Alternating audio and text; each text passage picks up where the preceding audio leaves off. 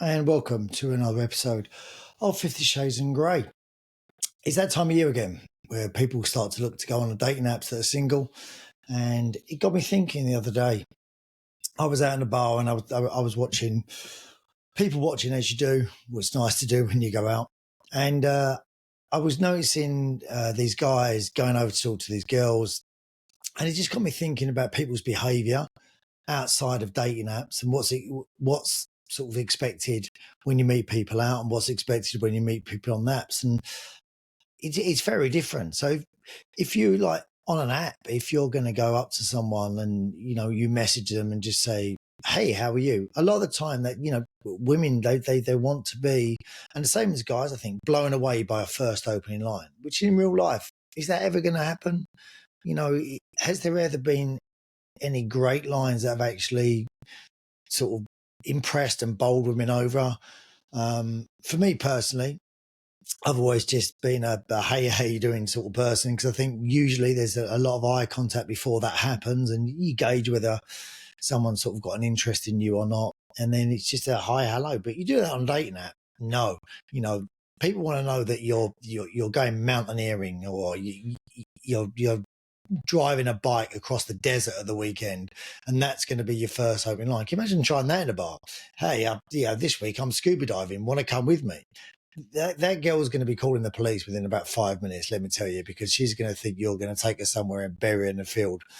So it's very different, and it's very strange when you start thinking about people's behaviours on the apps and what's expected on an app compared to real life. So if a guy goes up to a girl at a bar and starts chatting to her, she's going to start talking to him, hopefully. And then what if another guy goes over? She starts talking to him as well. You just would never do that in real life. If you looked over in real life and you saw a guy talking to a girl, most people, you'll have the odd idiots that probably will go up and just barge you, but most people would be respectful and sort of stay away. But on the dating apps, you know that these girls and the guys as well are speaking to 4 or 5 people at once. Now, you imagine that in a real life situation with one person being spoke to by 4 or 5 people at the same time, and she's trying to hold conversations with every single one of these guys until like eventually a guy or a girl gets bored and just drops off, and then is just left with 4, and she's talking to all of those. And then she's thinking, actually, the one that left, he was quite nice. I should have carried on speaking to him, but never mind, I got these 4. And then she looks around, there's only 3. So that, and obviously this is happening both ways. It's not just men with women, it's women with men as well. So it's quite an interesting concept, especially when we start looking at how people act on with their pictures. So if I, walked up to a girl at a bar and just went, hey, I've caught a fish. Look at my fish. She's going to just, what's she going to think? But they're the pictures that we put on, guys.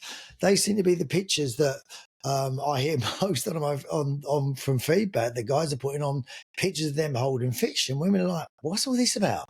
Why do guys like show you fish? You wouldn't do that if you was out. You wouldn't sort of get your phone and go, yeah, listen, have a look at this. This is the fish I caught on the weekend, because that girl is going to run a mile. Or girls, like, why would you like headstands? What's the headstand thing about? You're not going to meet a guy out in a bar and go, do you want to see me do a headstand? I can do a headstand because I do yoga. I'm going to show you a headstand. Let me do it right here now. The guy's going to think, gee, what is going on here? So our behavior on apps is completely different to how we act in real life.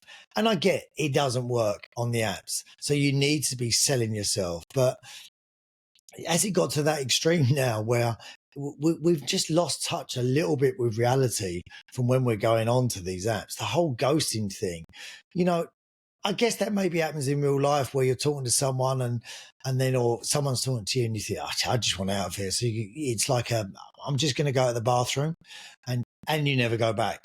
So I guess that's like the life equivalent of ghosting.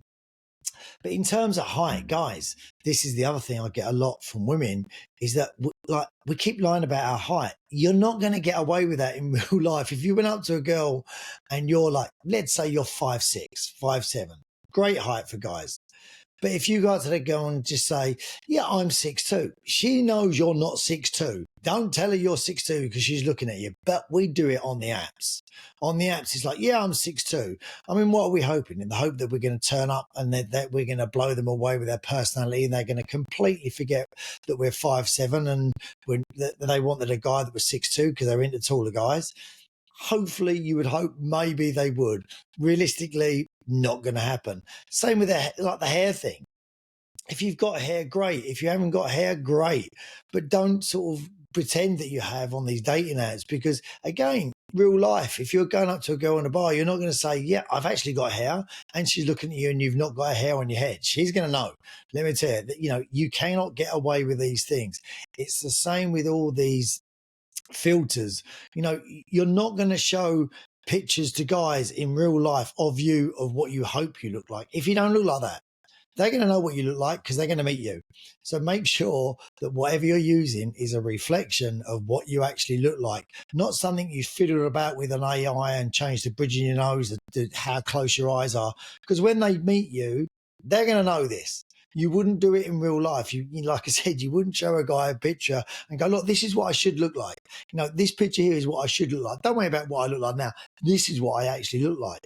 You're not going to fool people with this. So let's try and just keep the behavior of how we keep it on in real life. Just nice and simple. It may work better. So it's the same with like the recent picture things. When people are going onto these apps, they're putting pictures up that are like 4 or 5 years old. I guess, I don't know what we're talking about. You can go back maybe a year or so, I guess, because a lot of us haven't got loads and loads of pictures on our phones of ourselves anyway. So, you're probably going to have ones a year, but not 4 or 5 years old. It's the same thing. You're not going to show people pictures of yourself 5 years ago if you met them in a bar. They're going to meet you in a bar.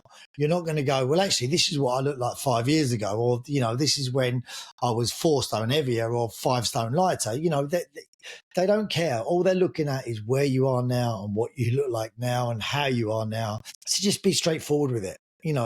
These are my recent pictures. Put pictures on of you laughing.